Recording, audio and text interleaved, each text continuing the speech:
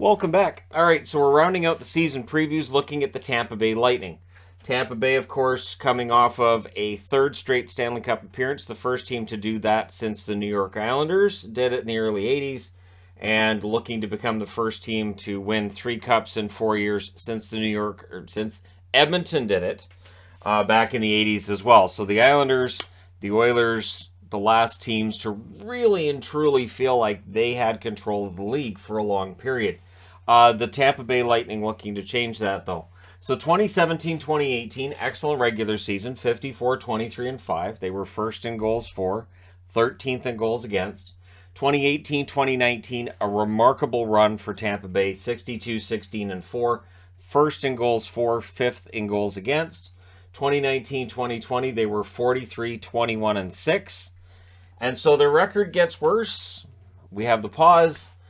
They were first in goals for, ninth in goals against that season, and they also won the Stanley Cup. So another example of a team maybe taking it a little bit easier during the regular season with the eye towards what the real goal is, winning the Stanley Cup playoffs. 2020-2021, they finished 36-17-3. Eighth in goals for and sixth in goals against, and win the Stanley Cup a second year in a row. 2021-2022, they finished 51-23-8. They were eighth in goals for and sixth in goals against again. Get all the way to the Stanley Cup final where they would lose against the Colorado Avalanche, and what was an amazingly well-played Stanley Cup final between the two teams. So for Tampa Bay, their best month this past season was December, 9-2-1. Their worst month, October, where they started off 4-3-1.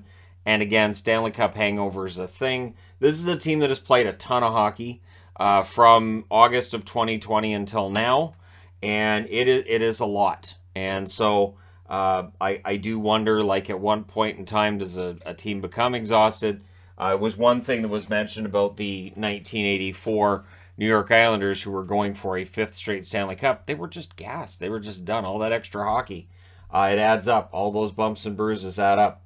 So the exits, Andre Palat, they're going to miss his big goals. Ryan McDonough, they're going to miss him on the blue line, as well as Jan Ruda. But there are good young players. There's always a good pipeline when it comes to Tampa Bay. They have Vlad Nemestikov on this team. They've added Ian Cole and Philippe Myers on the blue line, as well as Hayden Fleury. So there's some good additions here. Myers looking for a bounce-back season. Cole had a decent season in Carolina.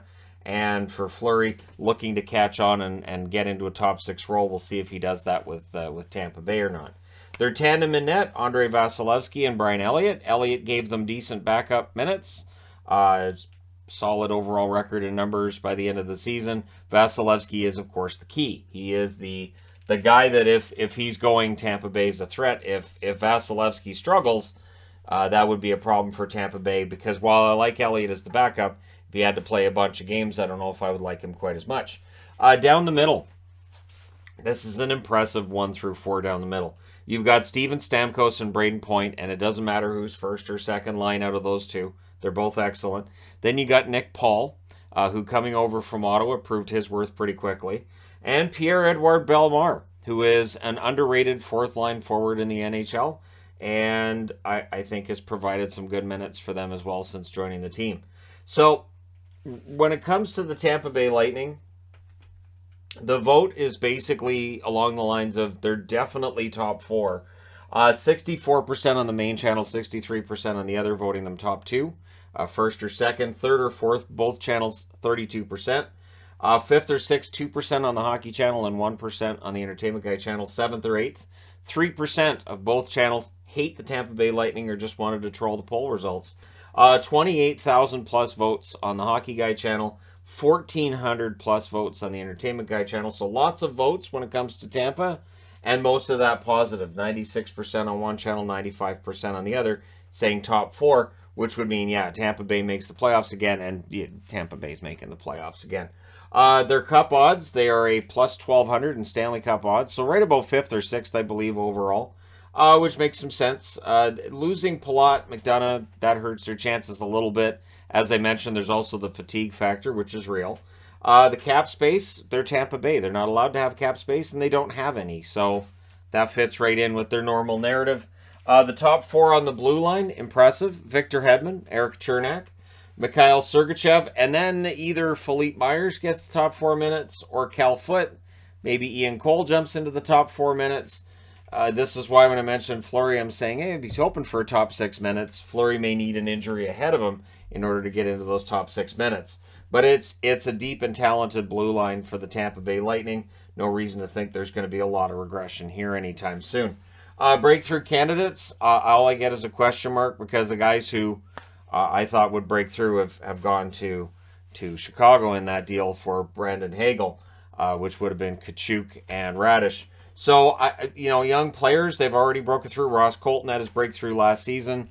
So it's really basically a lot of the same pieces in place and a matter of trying to find those same results and get back to that Stanley Cup final for a 4th straight season. Their coach, of course, John Cooper, I think with the back-to-back Stanley Cups, as well as the Stanley Cup final that he just took them to, his job has to be safe for a minimum of 2 years.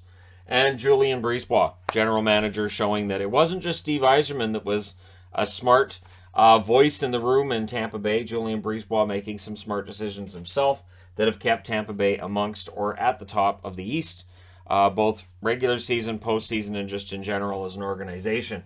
Their leader in goals, Steven Stamkos with 42. Stamkos, whose goal scoring seemed to be gone not too long ago, has rediscovered that scoring touch. And Braden Point with 28 goals. Of course, he's had injury issues. So has Stamkos. And we'll see how healthy they are this year. That may go a long way to deciding how strongly these guys finish up in the Atlantic Division. Assists, Victor Hedman with 65. Hedman had another very good season. And Steven Stamkos had 64 to go for 106 points in total. So, yeah, very good season overall from basically everybody in a Tampa Bay jersey. It's just a matter of getting that 3rd Stanley Cup in 4 years. And then we can talk about where this team stands in relation to some of those great teams from the 60s, 70s, and 80s. Special teams, 24% on the power play. That's very good. Their penalty kill, 80.6%. So in total, 104.6. That's not bad. Their expiring contracts, there's not a lot here when it comes to the Tampa Bay Lightning in terms of core guys. Their core guys are all signed, and this is great news if you're a Tampa Bay fan. Vlad Nemesnikov, expiring contract there. Pierre-Edouard Bellemare, Corey Perry, who of course has now lost 3 straight Stanley Cup finals. He doesn't want to make it 4 straight losses in the Stanley Cup finals, but he'd like to be in the Stanley Cup final a 4th straight year. 2nd straight year with Tampa. Ian Cole, just signing the 1-year contract coming over from Carolina. Brian Elliott. I would think next year Alnefelt gets a shot at that backup job in Tampa. Jamel Smith, who's a good fill-in here and there for them. And Trevor Carrick, who's been brought in. I'm pretty sure I could have put him under new faces as well. But yeah, the underlying storyline with Tampa Bay is really the same one we've seen for the last few years, maintaining that level of success and trying to win that 3rd championship, right? They've got a lot of fingers left for more Stanley Cup rings. No reason to stop trying to win them now. So for Tampa Bay, it really is basically one of the most straightforward in terms of previews that I'm going to do, and so it's good that I've left it for last because the storyline is a simple one, and we'll see how they finish it up. Can the Tampa Bay Lightning win a Stanley Cup in 2023? Is this the year where we see them get knocked out in a much earlier round? And again, we'll see how long this can go before the team kind of runs out of gas. And again, going back to previous dynasties and teams that have won cups, there's no shame in running out of gas and, we just don't have the energy, that kind of thing. But I get the feeling Tampa Bay wants at least one more run for Pat Maroon. Make Pat Maroon a real dynasty. Get him his 4th cup ring in 5 years. And then he can go and make commercials with Ryan O'Reilly and Darren Pang. And all that fun stuff. If you haven't seen those commercials, they're entertaining. They're kind of funny. But there you go. Let me know your thoughts in the comment section below as always. Is this the year where we see Tampa Bay dial it back a bit? Or do they win the division and go for it again? Let me know your thoughts. Hit like and subscribe. If you're browsing your way through, you just happened upon this video. Thank you guys so much for watching, for all your support. I will talk to you again soon.